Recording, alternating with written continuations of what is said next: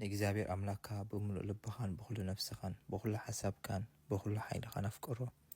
እታ ቀዳሚት ትእዛዝ እዚኣ እታ ካልእታ እትመስላ ድማ ንምጽእካ ከም ነብስኻ አፍቅሮ እያ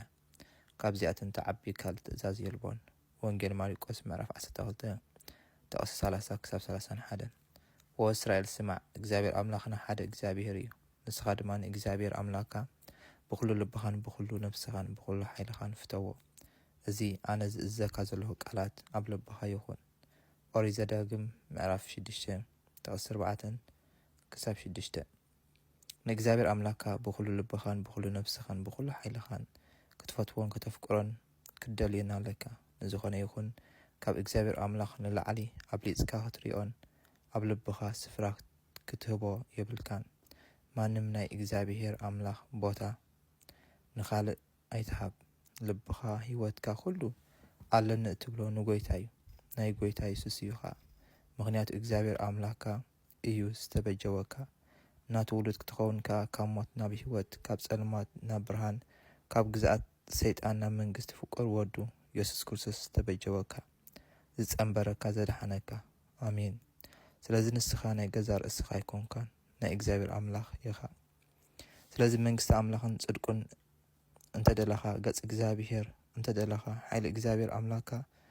እንተ ደሊኻ ክብሪ አምላኽ ጥራይ እንተ ደሊኻ ኩሉ ነገር ከም ዝስዕበካ እግዚአብሔር አምላኽ በቃሉ ገይሩ ተዛሪቡ ኣሎ ቅድም መንግስቲ አምላኽን ጽድቁን ድለዩ እዚ ኩሉ ድማ ይውሰኸልኩም ወንጌል ማቴዎስ ምዕራፍ 6 ጥቅስ 33 ደጊ ምስ ክርስቶስ ተንሲኹም እንተኾንኩምሲ ነቲ ክርስቶስ ኣብ የማን አምላኽ ተቐሚጦ ዘሎ ነቲ ኣብ ላዕሊ ዘሎ ድለዩ መልእክቲ ጳውሎስ ናብ ሰብ ቆሎሴ ምዕራፍ 3 ጥቅስ 1 ሞይትኩም ኢኹም እታ ህይወትኩም ድማ ምስ ክርስቶስ ኣብ አምላኽ ተሰዊራ ኣላ እሞ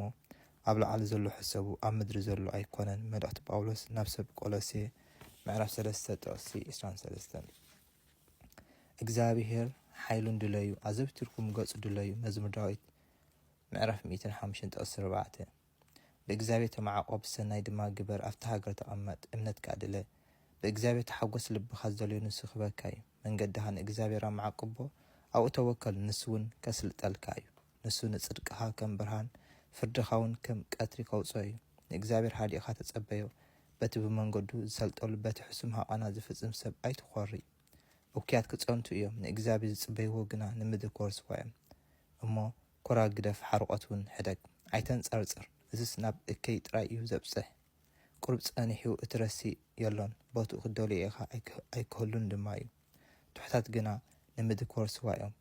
ብብዝሒ ሰላም ከዓ ደስ ክብሎም